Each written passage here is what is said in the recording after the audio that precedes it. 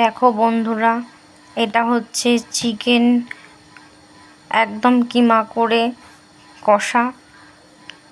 তারপর দেখো, এটা আমি তোমাদেরকে দেখাবো পটল চিকেন কোরমা। তারপরে পটলগুলোকে হালকা করে ছাড়িয়ে কিমাটা ওর মধ্যে ভরে দিয়ে তারপরে দেখো কাটিগুলোকে এর মধ্যে দিয়েছি। তারপরে দেখো ভাজছি, তেলটা হয়ে গেছে কড়াইয়ে। দেখো কাটিগুলো দিলে কি হয়, বেরিয়ে আসবে না।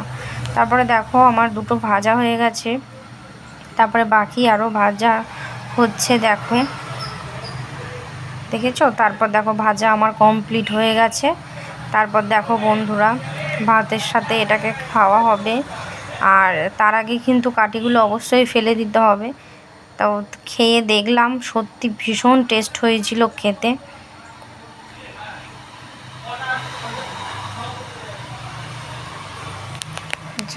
আর এই চিকেন কোরমার রেসিপিটা কেমন হয়েছে অবশ্যই জানিও। থ্যাংক ইউ সো মাচ এতক্ষণ ওয়েট করবার জন্য।